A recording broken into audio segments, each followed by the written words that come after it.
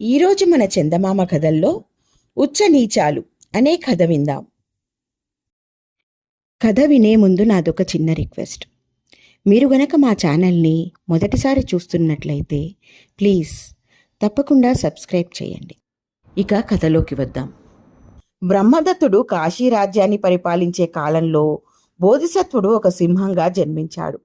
ఆ సింహం ఒక కొండగుహలో తన భార్యతో కూడా నివసిస్తూ ఉండేది. ఒకనాడు ఆ సింహం ఆకలిగొని ఉన్నదై కొండ మీద నుండి కిందకు చూసింది. కొండ కింద ఒక కొలను పక్క గల పచ్చిక మైదానంలో దానికి కొన్ని కుందేళ్లు, జింకలు ఆడుకుంటూ గెంతుతూ కనిపించాయి. వెంటనే సింహం ఒక రంకె పెట్టి కొండె దిగి వాటి వైపు ఉరికింది. అలా పోతూ అది కొలను పక్కగా ఉండే ఉబిలో పడిపోయింది. ఈలోగా సింహాన్ని చూసి కుందేళ్లు, జింకలు పారిపోయాయి. ఉబి నుండి బయటపడడానికి ప్రయత్నించిన కొద్దీ సింహం మరింత లోపలికి దిగబడసాగింది. అందుచేత అది కదలకుండా ఉండిపోయి తనను రక్షించగల వారెవరైనా అటుగా వస్తారా అని ఎదురు చూడసాగింది. ఆకలితో అలమటించిపోతూ ఆ సింహం ఒక వారం రోజులున్న మీదట పక్కనే ఉన్న కొలనులో నీరు తాగడానికి నక్క ఒకటి వచ్చి సింహాన్ని చూసి బెదిరి దూరంగా ఆగిపోయింది. సింహం నక్కను చూసి, నక్క తమ్ముడు, వారం రోజులుగా ఈ ఉబిలో చిక్కి చచ్చిపోయే స్థితిలో ఉన్నాను. నన్ను ఎలాగైనా కాపాడి పుణ్యం కట్టుకో అని ప్రాధేయపడింది. అసలే ఆకలితో ఉన్నావు, నన్ను చంపేస్తావేమో, నిన్నెలా నమ్మడం అన్నది నక్క భయపడుతూ. ప్రాణభిక్ష పెట్టిన ప్రాణిని చంపుతానా? నన్ను ఈ ఉబి నుండి రక్షించావంటే నీకు బ్రతికి ఉన్న నాళ్ళు కృతజ్ఞతగా ఉంటాను.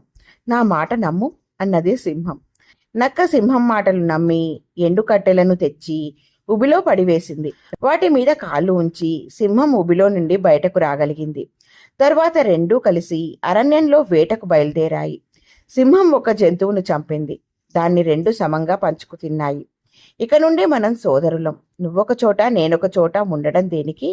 నీ కుటుంబాన్ని మా గుహకే తీసుకురా, అందరం కలిసికట్టుగా జీవిద్దాం అన్నది సింహం. నక్క అంగీకరించి భార్యతో సహా సింహం గుహలో కాపురం పెట్టింది. సింహం వెంట తాను కూడా కాపురం చేయడం గొప్పగా ఉంటుందని నక్క ఈ ఏర్పాటుకు ఒప్పుకున్నదే గాని తన జాతి వారికి దూరమైపోవడంలో గల నష్టకష్టాలు తెలియక కాదు. సింహం కూడా నక్క చేసిన త్యాగాన్ని అర్థం చేసుకుని ప్రతి స్వల్ప విషయంలోనూ తన మిత్రుణ్ణి తనతో సమంగా చూసుకుంటూ నక్క మనసుకు ఏమాత్రం బాధ కలగకుండా ప్రవర్తిస్తూ రోజులు గడపసాగింది.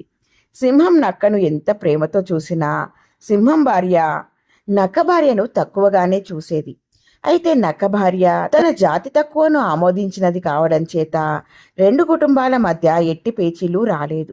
అయితే కాలక్రమాన సింహానికి నక్కకు కూడా పిల్లలు కలిగి అవి సమంగా ఆడుకుండడం చూసి సింహం భార్యకు మండిపోయింది. తాము తక్కువని, సింహం పిల్లలు ఎక్కువని తెలియని నక్క పిల్లలు సింహం పిల్లలతో కింద మీద పడి ఆడుకుంటున్నాయి. ఉచ్చనీచాల విషయం తెలియని సింహం పిల్లలు కూడా నక్క పిల్లలతో సమంగా ఆడుతున్నాయి. అది చూసి ఓర్వలేని సింహం భార్య తన పిల్లలతో చాటుగా, మనం గొప్ప పుట్టుక పుట్టిన వాళ్ళం, మీరా నక్క పిల్లలతో అంత చనువుగా ఆడరాదు, వాటిని దూరంగా ఉంచండి అని చెప్పింది. సింహం పిల్లలకు తల్లిబోధ కొంచెం కొంచెమే తలకెక్కసాగింది. అవి నక్క పిల్లలను లోకువగా చూడడము, వాటితో ఆడేటప్పుడు అన్యాయం చేయడము, మేము గొప్పవాళ్ళం, మిమ్మల్ని మేము పోషిస్తున్నాము, మాకు మీరు ఎదురు చెప్పకూడదు, మీరు తక్కువ వాళ్ళు కనుక తిట్టినా పడి ఉండాలి అనటము సాగించాయి. ఆడనక్కకు కష్టం వేసి ఒకనాడు తన భర్తతో సింహం భార్య వైఖరి గురించి చెప్పింది. సింహంతో మర్నాడు వేటకు వెళ్ళేటప్పుడు నక్క, మీది రాచజాతి, మేం సామాన్యులం, అందుచేత మనం కలిసి ఉండడం అంత మంచిది కాదు, మేము వెళ్ళి మా వాళ్ళ మధ్యలో బతుకుతాం అన్నది. ఆకస్మికంగా తన మిత్రుడిలో కలిగిన ఈ మార్పుకు ఆశ్చర్యపడి సింహం కారణమడిగింది. నక్క జరిగిందంతా చెప్పింది. ఆ రాత్రి గుహకు తిరిగి రాగానే సింహం తన భార్యతో, నువ్వు నక్క పిల్లల్ని చూసి అసహ్యపడ్డావుట కదా అని అడిగింది. అవును, ఆ తక్కువ జాతి పిల్లలు మన పిల్లలతో సమానంగా ఆడుకోవడం నాకేమీ బాగాలేదు. మీకు ఆ నక్క ఏమి మందు పెట్టి మంచి చేసుకుందో నాకు తెలియదు. నా పిల్లలు పాడు కావడం మాత్రం నేను ఒప్పను అన్నది సింహం భార్య. అదా సంగతి, నాకేం మందు పెట్టిందో చెబుతాను విను. నేను ఒకసారి వారం రోజులు ఇంటికి రాలేదు. జ్ఞాపకం ఉన్నదా? ఆ వారం రోజులు నేను తిండి లేక మాడుతూ ఉబిలో చిక్కాను.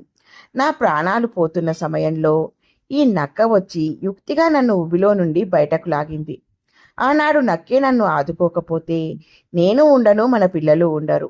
ప్రాణభిక్ష పెట్టిన వాళ్ళ దగ్గర ఉచ్చనీచాలు పాటించడం మహాపాపం. అటువంటి వాళ్లను అవమానించడం రక్త సంబంధం గల బంధువులను అవమానించడం లాంటిదే అన్నది సింహం. సింహం భార్య సిగ్గుపడి నక్క భార్యకు క్షమాపణ చెప్పుకున్నది. తరువాత 7 తరాల దాకా సింహం సంతతి నక్క సంతతి అదే గుహలో ఎంతో సఖ్యంగా కలిసి సుఖంగా జీవించాయి. ఇలా ఉంది ఫ్రెండ్స్ ఈ కథ. బాగుంది కదూ? నచ్చిందా? అయితే లైక్ చేయండి. మీ బంధువులకు, స్నేహితులకు ఈ కథలను షేర్ చేయండి. మరిన్ని మంచి మంచి కథల కోసం మా ఛానల్ను తప్పకుండా సబ్స్క్రైబ్ చేయండి. మరొక మంచి కథతో మళ్ళీ కలుద్దాం. ఉంటాను మరి.